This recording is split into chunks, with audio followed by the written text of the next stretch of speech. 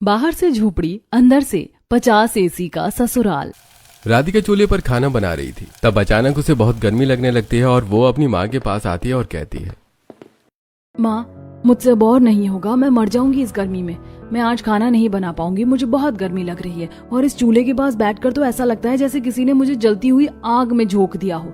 देखो ना माँ, मेरा चेहरा कैसे लाल हो गया है, आंखों के सामने अंधेरा छा रहा है और मुझे चक्कर आ रहे हैं। हे भगवान, इस लड़की का क्या करूं मैं? पूरी दुनिया की गर्मी क्या अकेले इसी को लगती है? हम सब भी तो इस घर में रह रहे हैं ना। तेरी भाभी को देख, वो कभी उफ तक नहीं करती और एक तू है, सरासी धूप क्या निकली, नखरे शुरू कर देती है। माँ जी, आप राधिका पर इतना गुस्सा क्यों हो रही हैं? आपको तो पता है कि हर साल राधिका को ऐसे ही गर्मी लगती है। इसे आप नदी पर भेज दीजिए, वहीं जाकर इसे ठंडक मिलेगी। अच्छा ठीक है, तू ये गंदे कपड़ों की पोटली उठा और नदी पर चली जा, वहाँ बहते पानी में कपड़े धोकर ले आ। यह सुनकर राधिका खुश हो जाती है। वो जल्दी से गंदी कपड़ों का ढेर एक चादर में बांधती है और उसे सिर पर रखकर बाहर निकलती है। रास्ते में उसे उसकी सहेली पिंकी और कुछ दूसरी लड़कियां मिल जाती हैं। राधिका उन्हें देखकर कहती है, पिंकी, कहाँ जा रही है? कहाँ जाऊंगी राधिका, घर में तो उबल रहे हैं हम। बस थोड़ा बाहर टहलने निकली थी कि शायद कहीं से कोई ठंडी हवा का झोंका मिल जाए। चल मेरे साथ नदी पर चल, मैं कपड़े धोने जा रही हूँ, वहाँ पानी में पैर डालकर बैठेंगे, बहुत मजा आएगा। हाँ यार, तूने बहुत सही बात कही, चलो सब नदी पर चलते हैं। वैसे भी नदी के आसपास बहुत ठंडक है, गांव में उससे ठंडी जगह और कहीं नहीं मिलेगी। सभी लड़कियां नदी के किनारे पहुंचती हैं। नदी को देखकर राधिका खुश होते हुए कहती है, कितनी सुंदर जगह है ये, दूर दूर तक फैला हुआ पानी, आसपास लगे हुए पेड़ पौधे और ये चहचहाते हुए पक्षी। सचमुच यहाँ मुझे हमेशा बहुत सुकून मिलता है। ऐसा कहकर राधिका एक बड़े पत्थर पर बैठती और कपड़े पत्थर पर धोना शुरू करती है। कपड़े धोने के बाद वो नदी में उतर जाती है और नहाने लगती है। राधिका को ऐसा करते हुए बहुत मजा आ रहा था। वो काफी देर तक पानी में रहती है। ये देखकर पिंकी कहती है, राधिका बस कर, अब बाहर आ जा, तो पिछले 1 घंटे से पानी के अंदर ही है, तेरी तबीयत खराब हो जाएगी, सर्दी जुकाम पकड़ लेगा तुझे, इतना कौन नहाता है? पिंकी, तू नहीं समझेगी, हमारे घर की हालत तुझे पता है। वो छोटा सा कमरा, ऊपर से वो टीन की छत, रात भर नींद नहीं आती गर्मी के मारे। ये नदी ही है जो मुझे इस नर्क से ठंडक का रास्ता दिखाती है, इसीलिए मुझे चैन से नहाने थे। टोक मत मुझे कुछ नहीं होगा। हे भगवान, पता नहीं तुझे इतनी गर्मी लगती है, तेरा बस चले तो तू अपना बिस्तर यहीं नदी के बीचों बीच लगा ले। काफी देर बाद राधिका घर वापस आती है। तब राधिका की माँ कहती है, चल बेटा, हाथ मुंह धो ले, खाना लग गया, सबको भूख लगी होगी, तू भी खाना खा ले। अब सभी लोग जमीन पर बिछी चटाई पर बैठकर खाना खाने बैठ जाते हैं। शीला सबको खाना परोसती है। थाली में सादा खाना है, दाल, चावल, रोटी और आलू की सब्जी। राधिका निवाला तोड़ती है लेकिन उसका गला सूख रहा है। वो कहती है, माँ, इतनी गर्मी है, ऊपर से गरम गरम खाना, कुछ ठंडा मिल जाता पीने को, कम से कम 1 गिलास लस्सी या कोई कोल्ड ड्रिंक मिल जाती तो मजा आ जाता। राधिका, तुझे कितनी बार कहा है कि अपनी हैसियत देख और अमीरों वाले शौक पालना बंद कर। तुझे पता है ना कि बाबूजी कितनी मुश्किल से घर चला रहे हैं। कोल्ड ड्रिंक चाहिए तुझे, यहाँ 2 वक्त की रोटी मुश्किल से मिल रही है और तुझे लस्सी सूझ रही है। अंकित, शांत हो जा बेटा। राधिका, तू भी समझदार बन। अपनी भाभी शीला को देख, वो भी इस घर की बहू है, वो कैसे बिना किसी शिकायत के इस गर्मी में अपनी जिंदगी गुजार रही है। कभी उसने ठंडे पानी या लस्सी की मांग की? तू जब ससुराल जाएगी तो पता नहीं वहाँ क्या करेगी, वहाँ भी क्या ऐसे ही नखरे दिखाएगी। ससुराल से याद आया, यशोदा हमारी बेटी के लिए एक रिश्ता आया है। पास के ही एक गांव से तरुण नाम का लड़का है। घर बार ठीक है, लोग शरीफ है। कल वो लोग राधिका को देखने हमारे घर आ रहे हैं। पिताजी, आप मेरी शादी चाहे जहाँ भी तय करना, लेकिन उनके घर कूलर और पंखे जरूर होने चाहिए ताकि मुझे इतनी गर्मी ना लगे। राधिका बेटा, तुझे तो पता है कि हम गरीब हैं और हम गरीबों के यहाँ कोई अमीर रिश्ता कैसे आ सकता है। मैं इस बारे में कुछ नहीं कह सकता कि उनके यहाँ कूलर और पंखे हैं या नहीं है। हाँ, लेकिन वो लोग हमारी तरह शरीफ और इज्जतदार जरूर हैं और हमारे लिए यही काफी है। अपने पिताजी की बात सुनकर राधिका चुप हो जाती है और मन ही मन सोचती है, भगवान करे उनके घर में कम से कम 1 कूलर तो हो, वरना मैं तो वहाँ भी नहीं टिक पाऊंगी। अगले दिन तरुण के घर वाले राधिका को देखने आते हैं।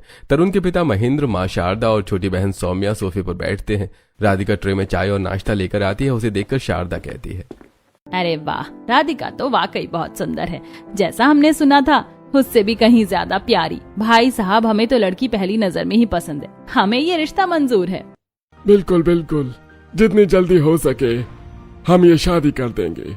भाभी, आपकी गांव जैसा हमारा गांव भी बहुत प्यारा है, आपको वहाँ आकर बहुत अच्छा लगेगा। हमारे घर में आपको कभी किसी चीज की कमी महसूस नहीं होने देंगे हम। बात पक्की हो जाती है और फिर थोड़ी देर बाद मेहमान चले जाते हैं। तब शीला राधिका के पास आती है और कहती है, मुबारक हो राधिका, लड़का बहुत अच्छा है और परिवार भी बहुत सुलझा हुआ लग रहा है। तू बहुत खुश रहेगी वहाँ। भाभी, मुझे समझ नहीं आ रहा कि मैं खुश हूँ या दुखी। आपने उनका पहनावा देखा, बहुत सादा था। मुझे डर है कि कहीं उनका घर भी हमारे जैसा ही ना हो। अगले दिन पिंकी राधिका को खिड़की से आवाज लगाती है और नदी के किनारे चलने के लिए कहती है। राधिका उसके साथ नदी की ओर चल निकलती है। नदी के किनारे बैठकर वो अपनी सहेलियों के सामने अपना दुखड़ा रोती है। क्या हुआ राधिका, तू इतनी उदास क्यों है? कल तो तेरी बात पक्की हो गई, अब तो तुझे खुश होना चाहिए। पिंकी, मैंने तो हमेशा सपना देखा था कि मेरी शादी किसी बड़े शहर के बड़े घर में होगी जहाँ एसी लगा होगा, लेकिन ये रिश्ता भी एक छोटे से गांव से आया है। उनकी भी वैसी ही झोपड़पट्टी जैसी स्थिति लग रही है। मेरी किस्मत ही खराब है, फिर से उसी छोटे घर में शादी हो रही है और अब मुझे कभी कूलर का सुख भी नहीं मिलेगा। मुझे पूरी जिंदगी इसी तपन और गर्मी में गुजारनी पड़ेगी। राधिका, हम सब गरीब है और हमारी तो ये किस्मत ही है, गरीबी में जीना और गर्मी सहना। ये तो हमारे नसीब में लिखा है। तू इतना क्यों सोचती है? कम से कम लड़का तो अच्छा है ना। काफी देर तक नदी पर रहने के बाद सभी लोग अपने अपने घर आ जाते हैं। रात को राधिका गर्मी से बेचैन होकर अपने कमरे में जहां वहां टहल रही थी, तभी उसके पिता वहां एक पंखा लेकर आते हैं और राधिका को देते हुए कहते हैं, बेटा तू बहुत परेशान थी ना, मैं तेरे लिए ये पंखा लेकर आया हूँ। पुराना है पर हवा देता है, इसे चला ले, शायद तुझे थोड़ी नींद आ जाए। ऐसा कहकर रामू पंखा वहां रख देता है और वहां से चला जाता है। राधिका पंखा चालू करती है। पंखा बहुत आवाज करता है और वो भी वैसे ही गर्म हवा फेंकने लगता है। राधिका एक गहरी सांस लेती है और पंखा बंद करते हुए कहती है, भगवान, ये पंखा तो इतनी गर्म हवा फेंक रहा है कि इसके सामने सोना और भी ज्यादा मुश्किल है। ऐसा कहकर राधिका पंखा बंद कर देती है। धीरे धीरे समय बीतता है और शादी का दिन आता है। शहनाइयां बज रही हैं। राधिका विदा होकर अपने ससुराल पहुंचती है। गांव की गलियां धूल भरी हैं। जैसे ही उसकी डोली तरुण के घर के सामने रुकती है, राधिका अपनी आंखों से आंसू पोंछते हुए बाहर की ओर देखती है। घर के सामने एक पुरानी घास फूस की झोपड़ी जैसा हिस्सा बना हुआ है। दीवारें मिट्टी की हैं। ये देखकर राधिका मनी मन सोचती है, मेरी किस्मत सच में फूट गई। ये घर तो मेरे मायके से भी छोटा है। यहाँ तो छत भी मिट्टी और फूस की है। हे भगवान, मैं यहाँ कैसे रहूंगी। तभी शारदा कलश रखते हुए राधिका की आरती उतारती है और कहती है, अंदर आओ बेटा, अपने दाहिने पैर से कलश गिराकर घर में प्रवेश करो। आज से ये तुम्हारा घर है। राधिका भारी मन से गृह प्रवेश करती है। जैसे वो दरवाजे के अंदर पहला कदम रखती है, वो ठिठक जाती है। उसे एक अजीब सी ठंडक महसूस होती है। वो बाहर जो तापमान 45 डिग्री था, घर के अंदर कदम रखते ही ऐसा लगा जैसे वो किसी पहाड़ी इलाके में आ गई हो। वो मन ही मन कहती है, ये क्या, इतना ठंडा? बाहर तो इतनी धूप थी। वो जैसे ही अंदर आती है वो दंग रह जाती है। घर भले ही मिट्टी का बना था, लेकिन अंदर से वो बहुत विशाल था। छतें ऊंची थी और कमरे बहुत बड़े बड़े थे। धीमी रोशनी के कारण वो चीजों को गौर से नहीं देख पा रही थी।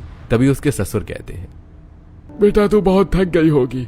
तरुण, राधिका को उसके कमरे में ले जाओ, उसे थोड़ा आराम करने दो। तरुण उसे कमरे में लेकर जाता है। कमरे के अंदर पहुंचते ही राधिका को ऐसा लगता है जैसे वो किसी एसी रूम में आ गई हो। कमरा बहुत ज्यादा ठंडा था, लेकिन वहां कोई मशीन नहीं दिख रही थी। राधिका तरुण से पूछती है, तरुण, मुझे एक बात समझ नहीं आ रही, हमारा घर इतना ठंडा कैसे है? बाहर तो गर्मी चल रही है, लेकिन यहाँ तो मुझे चादर ओढ़ने का मन कर रहा है। राधिका, तुम्हें तो अभी बहुत कुछ जानना है हमारे घर के बारे में, लेकिन अभी तुम सो जाओ, शादी की थकान है, कल बातें करेंगे। तरुण के ऐसा कहने पर राधिका सो जाती है। उसे ऐसी नींद आती है जैसे उसे सालों से नहीं आई थी, बिना पसीने और बिना घबराहट के।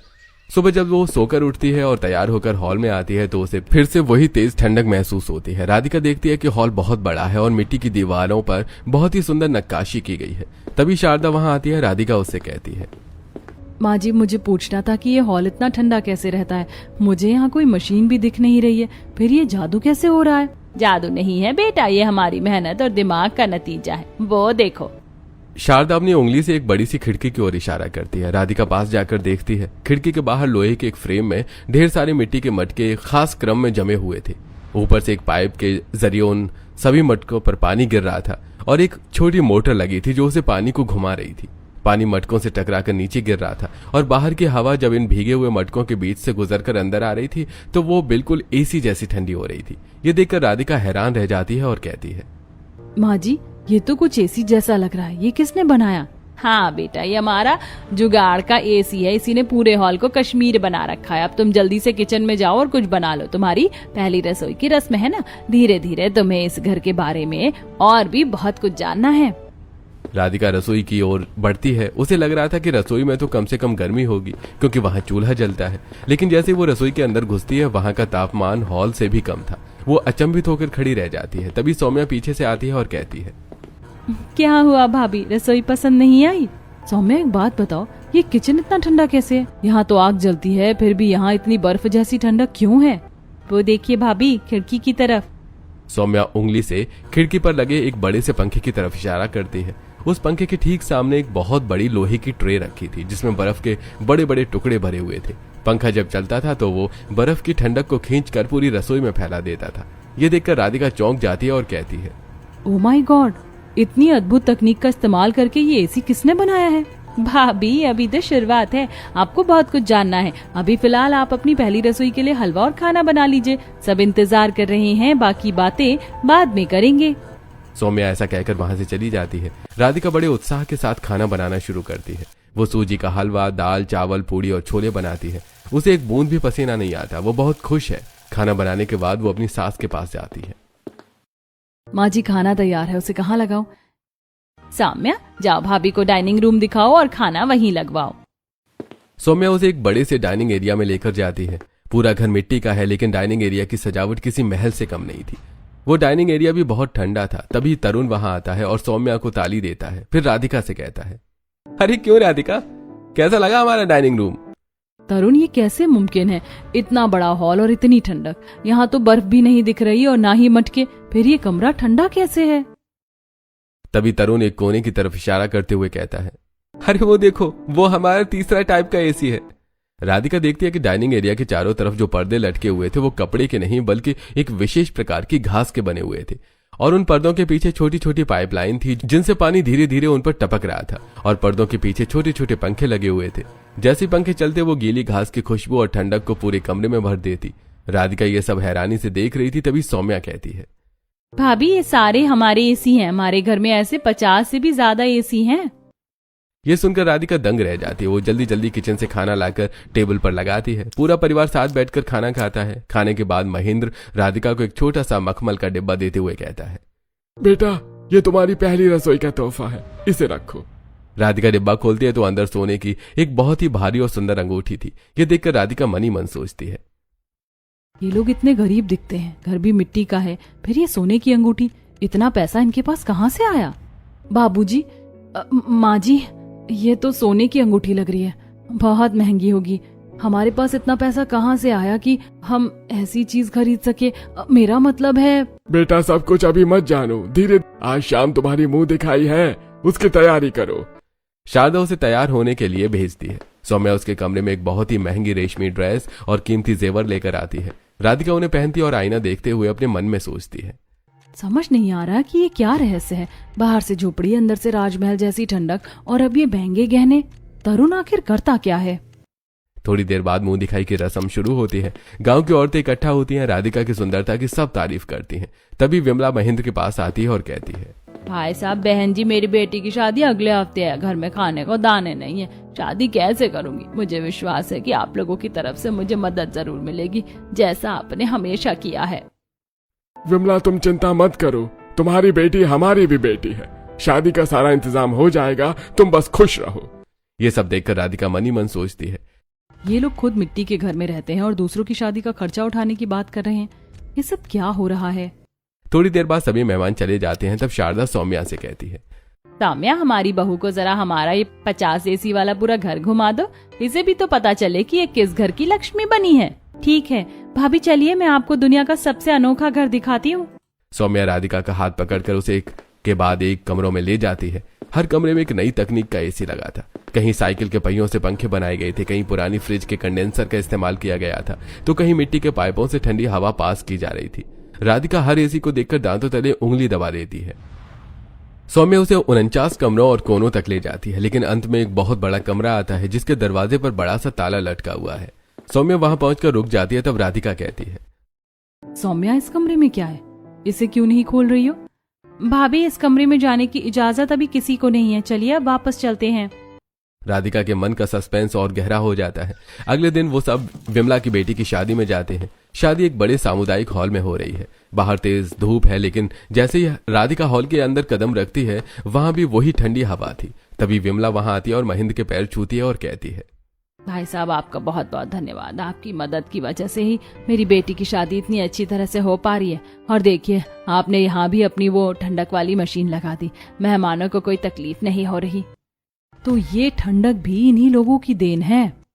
वो लोग शादी को एंजॉय करते हैं और रात को घर वापस आ जाते हैं। अगले दिन राधिका की माँ यशोदा का फोन आता है और वो राधिका से कहती है, बेटा राधिका, तू कैसी है? हम तुझसे मिलने आ रहे हैं। तेरे बापूजी, अंकित और शीला भी साथ आ रहे हैं। हाँ माँ, आ जाओ, मैं इंतजार करूंगी। थोड़ी देर बाद राधिका के मायके वाले पहुंचते हैं। जैसे ही वो झोपड़ी नुमा घर को बाहर से देखते हैं उनके चेहरे उतर जाते हैं, लेकिन जैसे ही वो अंदर कदम रखते हैं उनकी आंखें फटी की फटी रह जाती हैं। ये क्या है? बाहर तो लू चल रही है और अंदर जैसे हम शिमला आ गए हो। राधिका, ये सब क्या है? माँ, ये मेरा ससुराल है। बाहर से झोपड़ी पर अंदर से 50 AC वाला घर। नाश्ते के बाद यशोदा राधिका को कमरे में ले जाती है। तब यशोदा राधिका से कहती है, बेटा, तू तो बड़ी खुश नसीब निकली, लेकिन मुझे एक बात बता, ये लोग गरीब होने के बाद इतने महंगे और अलग अलग तरह के AC कैसे इस्तेमाल करते हैं और ये पैसा कहाँ से आता है? राधिका, मुझे तो लगता है कि जरूर कुछ ऐसा है जो तू नहीं जानती और हम भी नहीं जानते। थोड़ी देर बातें करने के बाद राधिका की माँ और भाभी वहां से चली जाती हैं। ऐसे ही दिन बीत रहे थे। एक दिन पूरा परिवार बाजार पहुंचता है। जैसे वो गाड़ी से उतरते हैं, गर्म हवा के थपेड़े उन्हें झुलसाने लगते हैं। राधिका का बुरा हाल है, उसका गला सूख रहा है, लेकिन उसने गौर किया कि महेंद्र और शारदा भी गर्मी से बहुत परेशान हो रहे हैं। तभी महेंद्र कहता है, उफ, ये गर्मी तो जान ले लेगी। जल्दी करो शारदा, जल्दी जल्दी सब्जियां और राशन खरीदो। मुझसे ये गर्मी अब बर्दाश्त नहीं हो रही है। मेरा दम घुट रहा है यहाँ पर। हाँ, बस हो गया। सौम्या, तूने अपनी किताबें ले ली, जल्दी चलो। मुझे तो लग रहा है जैसे मैं भट्टी में खड़ी हूँ। कितनी अजीब बात है ये। इनके घर में 50 AC लगे हैं, लेकिन बाहर आते ही ये लोग ऐसे तड़प रहे हैं जैसे इन्होंने कभी धूप देखी ही ना हो।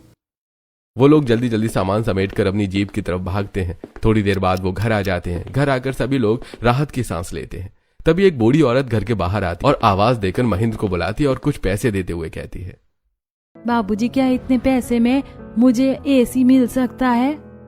हाँ हाँ बहन, चिंता मत करो, तुम्हें AC मिल जाएगा। सौम्या, AC लाकर दे दो इन्हें। ये सुनकर सौम्या AC लाने घर के अंदर जाती है और एक AC लाकर उस औरत को दे देती है। सौम्या देखती है कि वो टूटे हुए मटके और पुराने प्लास्टिक के पंखों से बना एक अजीब सा ढांचा है। वो देखने में किसी कबाड़ जैसा है, लेकिन जैसी सौम्या उसे प्लग में लगाती है, उससे निकलने वाली हवा किसी बड़े ब्रांड के AC को मात दे रही है। औरत वो मशीन लेकर खुशी खुशी चली जाती है। राधिका ये सब देख रही है और उसकी हैरानी का ठिकाना नहीं है। वो तरुण के पास जाती है और कहती है, तरुण, ये सब क्या है? क्या हम AC बेचते हैं? क्या हमारे घर पर AC की दुकान है? और वो मशीन, वो तो मटकों से बनी थी, फिर भी इतनी ठंडी हवा। मैंने कहा था ना, तुम्हें धीरे धीरे सब पता चल जाएगा। अभी तो तुम आराम करो। ऐसा कहकर राधिका की बात को टाल देता है और राधिका अपने मन में ढेर सारे सवाल लिए सो जाती है। अगले दिन सुबह जब राधिका उठती है तो वो देखती है कि सौम्या हॉल में अपना ट्राइपॉड लगाकर मोबाइल से वीडियो बना रही है। वो उसे बड़े उत्साह से कैमरे के सामने बोल रही है, तो दोस्तों देखिए, ये है हमारा नया मिट्टी कूल AC मॉडल। ये सिर्फ 2 यूनिट बिजली खाता है और आपके बड़े से कमरे को शिमला बना सकता है। अगर आप भी इसे घर पर बनाना चाहते हैं तो हमारे इस वीडियो को पूरा देखिए। यह देखकर राधिका को आश्चर्य होता है। वो सौम्या के पास जाती है और कहती है, सौम्या, ये क्या कर रही हो तुम? ब्लॉग बना रही हो? राधिका की बात सुनकर सौम्या वीडियो पॉज करती है और कहती है, हाँ भाभी, मेरा अपना YouTube चैनल है, देसी जुगाड़ इंजीनियर। मैं अपने इस चैनल पर अलग अलग तरह के AC के बारे में बताती हूँ। ये तो बहुत खुशी की बात है सौम्या। ऐसे ही कुछ दिन और बीत जाते हैं। एक दिन दोपहर में राधिका घर के बगीचे में टहल रही है। तभी तरुण के फोन पर एक कॉल आता है। वो पास ही खड़ा है और फोन स्पीकर पर है। हेलो तरुण जी, मैं दिल्ली से बात कर रहा हूँ। मुझे आपका वो नया प्रोजेक्ट 7 बहुत पसंद आया है। क्या आप मुझे वो बनाकर दे सकते हैं? मैं आपको इसकी मुंह मांगी कीमत देने को तैयार हूँ। लाखों का कॉन्ट्रैक्ट है ये। जी सर, अगर आप इसे बड़े पैमाने पर गरीबों के लिए बनवाना चाहते हैं तो कल मेरी फैक्ट्री में मिलिए। ऐसा कहकर तरुण फोन काट देता है। तब राधिका कहती है, तरुण, किसका फोन था? कौन से प्रोजेक्ट की बात चल रही थी? और ये फैक्ट्री? हमारे पास कोई फैक्ट्री भी है। तुम तो कह रहे थे कि तुम एक मामूली इंसान हो। अरे डार्लिंग, इतनी जल्दी सब कुछ जानने की क्या जरूरत है? कल तो मेरे साथ फैक्ट्री चलना, तुम्हें सब कुछ अपनी आंखों से दिख जाएगा। ऐसा कहकर एक बार फिर तरुण बात को टाल देता है। गार्डन में घूमने के बाद दोनों घर वापस आ जाते हैं। रात के खाने के समय तरुण सबको बताता है, नया प्रोजेक्ट फाइनल हो गया है और कल सुबह हम सभी को फैक्ट्री जाना है और आज मुझे उस कमरे में जाकर अपना काम पूरा करना है। खाना खाने के बाद तरुण खड़ा होता है और उस रहस्यमय कमरे की ओर बढ़ता है जिसका दरवाजा हमेशा बंद रहता था, और जाते हुए वो अपनी माँ से कहता है, माँ मैं अब अपने रूम में जा रहा हूं, कोई मुझे डिस्टर्ब न करे। ऐसा कहकर तरुण उस कमरे के अंदर चला जाता है और जोर से दरवाजा बंद कर लेता है। उसके जाने के बाद राधिका अपनी सास से कहती है, माँ जी अब तो बता दीजिए उस कमरे के पीछे आखिर क्या है? पूरी रात तरुण वहाँ क्या करता है? बेटा बस कुछ घंटों की बात और है, कल सुबह जब सूरज निकलेगा तो तुम्हें तुम्हारे सवालों के जवाब मिल जाएंगे। अब जाकर सो जाओ। शारदा के ऐसा कहने पर राधिका अपने कमरे में चली जाती है, लेकिन पूरी रात राधिका को नींद नहीं आती। उसे उस बंद कमरे से कभी ड्रिल मशीन की आवाज आती है तो कभी कुछ ठोकने पीटने की। सुबह सभी लोग हॉल में बैठे थे, तभी दरवाजा खुलता है और तरुण बाहर आता है और कहता है, माँ टास्क कंप्लीट हो गया है, चलिए सब लोग तैयार हो जाइए, हमें फैक्ट्री के लिए निकलना है। थोड़ी देर बाद पूरा परिवार जीप में बैठता है। गांव से करीब 5 किलोमीटर दूर एक सुनसान इलाके में एक छोटी सी शेड वाली बिल्डिंग है। बाहर से एक पुराना गोदाम जैसा दिखता है। जैसे वो जीप से उतरते हैं राधिका देखती है कि वहां कुछ मजदूर काम कर रहे हैं। ये देखकर राधिका हैरान होकर पूछती है, ये है आपकी फैक्ट्री? हाँ राधिका, ये हमारी फैक्ट्री है, अंदर आओ। सभी लोग फैक्ट्री के अंदर जाते हैं। अंदर का नजारा देखकर राधिका की आंखें फटी की फटी रह जाती हैं। वहां कतार में अलग अलग तरह के एसी रखे हुए हैं। कोई पुरानी अलमारी से बना है, कोई सीमेंट की बोरियों और घास से, और कोई मिट्टी के बड़े बड़े बर्तनों से। वहां एक कोना जैसा है जहां पुरानी फ्रिजों के ढेर लगे हैं। तभी बाहर एक आलीशान कार आकर रुकती है। उसमें से एक बहुत ही अमीर और सूट बूट वाला आदमी उतरता है और राधिका के ससुर के पास आकर कहता है, नमस्कार महेंद्र जी। तरुण बेटा, क्या मेरा ऑर्डर तैयार है? हाँ सर, ये लीजिए आपका हाइब्रिड सोलर एसी। हमने एक पुरानी फ्रिज की बॉडी में मोटर और पंखा फिट करके इसे बनाया है। ये बिना बिजली के सिर्फ धूप से चलता है। कमलेश उस मशीन को देखता है और हैरान रह जाता है। वो तुरंत अपनी जेब से एक चेक बुक निकालता है और एक बहुत बड़ा अमाउंट भरकर तरुण को थमाते हुए कहता है, तरुण तुम्हारा ये काम वाकई सराहनीय है। तुम्हारी वजह से उन गरीबों को भी एसी में रहने का सुख मिलेगा जो बिजली का बिल नहीं भर सकते। मैं इस प्रोजेक्ट को पूरी दुनिया में फैलाऊंगा। धन्यवाद। ऐसा कहकर वो कमलेश अपनी गाड़ी में एसी रखवाकर चला जाता है। राधिका अब और बर्दाश्त नहीं कर पाती। वो गुस्सा होते हुए सभी से कहती है, बस बहुत हो गया, अब मुझे सच जानना है, ये सब क्या ड्रामा है? आप लोग इतने बड़े लेवल पर काम कर रहे हैं, लाखों के चेक ले रहे हैं, फिर भी वो फटी पुरानी झोपड़ी में रहते हैं। आप लोग कौन हैं और ये सब छुपा क्यों रहे हैं? राधिका शांत हो जाओ, चलो अब वक्त आ गया है कि तुम्हें सब कुछ बता दिया जाए। तरुण राधिका का हाथ पकड़ता है और उसे फैक्ट्री के कोने में ले जाता है जहां एक बड़ी सी तस्वीर लगी है। तस्वीर एक बहुत ही सुंदर लड़की की है जिस पर फूलों की माला चढ़ी हुई है। ये मेरी बड़ी बहन साधना है। 10 साल पुरानी बात है। उस समय बहुत ही भीषण गर्मी पड़ रही है। तरुण का परिवार उस वक्त वाकई बहुत गरीब था। वो एक झोपड़ी में रहते थे जहां हवा का नामो निशान नहीं था। साधना को तेज बुखार था और गर्मी की वजह से उसका शरीर तप रहा था। पिताजी मुझे बहुत गर्मी लग रही है, मुझे कोई तो पंखा ला दीजिए, इतनी गर्मी मुझसे बर्दाश्त नहीं हो रही। बेटा हमारे पास इतने पैसे नहीं है कि हम तुझे कोई पंखा लाकर दे सके, हमें माफ करना। उस दिन तापमान 48 डिग्री था। साधना दीदी गर्मी बर्दाश्त नहीं कर पाई। गर्मी की वजह से उनकी तबीयत इतनी बिगड़ी कि अस्पताल ले जाने से पहले ही उन्होंने दम तोड़ दिया।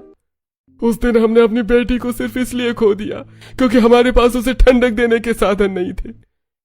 उसी दिन मैंने फैसला किया था कि मैं ऐसी इंजीनियरिंग करूंगा जिससे किसी भी गरीब को गर्मी की वजह से अपनी जान न गंवानी पड़े। मैंने बहुत पढ़ाई की, स्कॉलरशिप जीती और गोल्ड मेडलिस्ट इंजीनियर बना। मुझे दुनिया की सबसे बड़ी कंपनियों से करोड़ों के ऑफर आए, लेकिन मैंने सबको ठुकरा दिया। क्यों? क्योंकि अगर मैं उन कंपनियों में जाता तो मैं सिर्फ अमीरों के लिए एसी बनाता। मैंने तय किया कि मैं अपने घर को वर्कशॉप बनाऊंगा। हम मिट्टी के घर में इसलिए रहते हैं क्योंकि मिट्टी प्राकृतिक रूप से ठंडी होती है और ये गरीबों के लिए सबसे अच्छा उदाहरण है। हम बाहर से झोपड़ी इसलिए रखते हैं ताकि कोई भी गरीब हमारे पास आने से डरे नहीं। अगर हम आलीशान बंगला बना लेते तो क्या वो औरत 500 रुपए लेकर हमारे पास आ पाती? हमने अमीरी इसीलिए छुपाई बहू, ताकि हम अपनी जड़ों से जुड़े रहें और उन लोगों की मदद कर सके जिन्हें सच में जरूरत है। और वो रहस्यमयी कमरा भाभी, वो भैया की लैब है। वहां तो रात भर नए नए जुगाड़ वाले मॉडल डिजाइन करते हैं। मुझे माफ कर दीजिए, मैं कितनी मूर्ख थी जो आप लोगों को गरीब समझकर कोस रही थी। मुझे तो गर्व होना चाहिए कि मैं इस घर की बहू। आप लोग तो फरिश्ते हैं। फरिश्ते नहीं राधिका, बस अपनी बहन को खोने का दर्द जानते हैं। अब चलो घर चलते हैं। अभी 51वां एसी डिजाइन करना है और इस बार उसमें तुम मेरी मदद करोगी। ये सुनकर राधिका मुस्कुराती है। अगले कुछ दिन राधिका के लिए किसी ट्रेनिंग कैंप जैसे थे। वो अब बल्कि दोपहर के समय तरुण के साथ उस रहस्यमय कमरे यानी लैब में बैठती थी। वो मटकों को सही क्रम में लगाना, खस की घासों को जाली में फिट करना और मोटर के कनेक्शन समझना सीख रही थी। सौम्या भी अपने ब्लॉग्स में अब राधिका को न्यू इन्वेंटर भाभी के रूप में पेश करने लगी थी, जिससे उनके चैनल की लोकप्रियता और बढ़ गई। तभी एक दोपहर घर के बाहर शोर सुनाई देता है। गांव के प्रधान और कुछ बड़े लोग महेंद्र जी के पास आते हैं और कहते हैं, आइए प्रधान जी, इतनी दोपहर में कैसे कष्ट किया, बैठिए, मैं ठंडा पानी मंगवाता हूँ। अरे महेंद्र भाई, हमारे गांव का जो सरकारी स्कूल है उसकी छत सीमेंट की है। बच्चे गर्मी से बेहोश हो रहे हैं। मास्टर जी कह रहे हैं कि स्कूल बंद करना पड़ेगा क्योंकि वहां बैठना नामुमकिन है। हमारे पास इतना फंड नहीं है कि हर क्लास में एसी लगवा सके। क्या आपका जुगाड़ वहां काम आ सकता है? अरे क्यों नहीं प्रधान जी, ये तो हमारा सौभाग्य होगा। राधिका, सौम्या, चलो अपना सामान उठाओ, आज हमें एक स्कूल को शिमला बनाना है। पूरा परिवार और उनके कुछ वर्कर्स स्कूल पहुंचते हैं। राधिका ने पहली बार देखा कि तरुण का काम सिर्फ मशीनों बनाना नहीं बल्कि आर्किटेक्चर को समझना भी था। उसने स्कूल की छतों पर मिट्टी के खाली मटके उल्टे करके रखवाए और उन पर चूने का लेप लगवाया। खिड़कियों पर उसने राधिका की मदद से खस के पर्दे लगवाए जिनमें छोटी पाइपलाइन से पानी गिर रहा था। 3 दिन की कड़ी मेहनत के बाद स्कूल का तापमान बाहर से 15 डिग्री कम हो गया। बच्चे जो कल तक पसीने से तरबतर थे अब चैन से पढ़ाई कर रहे थे। तरुण, देखो बच्चों के चेहरे की मुस्कान। ये देखकर जो सुकून मिल रहा है वो शायद करोड़ों रुपए कमाकर भी नहीं मिलता। अपना काम पूरा करके सभी लोग घर आ जाते हैं और अगले दिन राधिका के मायके से एक और कॉल आता है। अंकित घबराते हुए कहता है, राधिका जल्दी घर आ जा, बाबूजी की तबीयत बहुत बिगड़ गई है, लू लग गई है उन्हें और घर में इतनी तपन है कि वो सांस नहीं ले पा रहे हैं। डॉक्टर ने कहा है कि अगर उन्हें तुरंत किसी ठंडी जगह शिफ्ट नहीं किया गया तो कुछ भी हो सकता है। क्या भैया, आप चिंता मत कीजिए, मैं और तरुण अभी आ रहे हैं। माँ से कहो हिम्मत रखें। ये सारी बातें सुनकर तरुण और राधिका तुरंत अपनी जीप में 2 मिट्टी के कूल एसी और कुछ उपकरण लेकर राधिका के मायके पहुंचते हैं। वहां का मंजर भयानक है। टीन की छत आग उगल रही है और रामू जी बेसुध पड़े हैं। यशोदा और शीला रो रही हैं। तभी तरुण से कहता है, अंकित भाई, आप इन्हें बाहर नीम के पेड़ के नीचे ले जाइए, तब तक मैं इस कमरे का इलाज करता हूँ। राधिका, तुम घास की चटाइयां गीली करो। तरुण ने फुर्ती से खिड़की पर अपना बनाया हुआ विंडो कूलर फिट किया और छत पर सफेद रिफ्लेक्टिव कोटिंग कर दी। आधी घंटे के अंदर कमरे की लू गायब हो गई और वहां ठंडी सौंधी मिट्टी की महक वाली हवा चलने लगी। रामू को जब उस कमरे में लाया गया तो उनकी उखड़ी हुई सांसें स्थिर होने लगी। तब रामू बोले, ये स्वर्ग कहाँ से आ गया, इतनी ठंडक? ये स्वर्ग नहीं जी, ये आपके दामाद का कमाल है। राधिका, तू सच कह रही थी, तेरा ससुराल वाकई अनमोल है। तरुण, आज तुमने मेरे पिता की जान बचाई है। तुम सच में एक महान इंजीनियर हो। अरे अंकित भाई, बड़ा वो नहीं जो डिग्री लेकर बड़े ऑफिस में बैठे, बड़ा वो है जो अपनी डिग्री का इस्तेमाल करके अपनों और समाज के आंसू पोंछने के लिए अपना काम करे। अब राधिका के ससुराल वाले नई कूलर से बहुत खुश थे। थोड़ी देर बाद राधिका और तरुण घर वापस आ जाते हैं। ऐसे कुछ महीने और बीत जाते हैं। राधिका पूरी तरह से इस बिजनेस और मिशन का चेहरा बन चुकी थी। एक दिन एक बड़ी न्यूज चैनल की टीम उनके 50 एसी वाले घर का इंटरव्यू लेने आती है। पूरी दुनिया हैरान थी कि कैसे मिट्टी के घर में बिना हजारों के बिजली के बिल के इतनी ठंडक हो सकती है। तभी रिपोर्टर कहता है, नमस्ते दोस्तों, आज हम खड़े हैं एक ऐसी झोपड़ी के सामने जिसे लोग चमत्कारी घर कह रहे हैं। यहाँ 50 अलग अलग तरह के स्वदेशी एसी लगे हुए हैं। आइए मिलते हैं इसके मास्टरमाइंड तरुण और उनकी पत्नी राधिका से। इंटरव्यू के दौरान तरुण ने अपनी बहन साधना की कहानी सुनाई, जिसे सुनकर करोड़ों लोग भावुक हो गए। राधिका ने कैमरे के सामने आकर एक बहुत ही महत्वपूर्ण बात कही, अक्सर हम सुख सुविधाओं को अमीरी से जोड़ते हैं, लेकिन असली अमीरी वो है जो सबको साथ लेकर चले।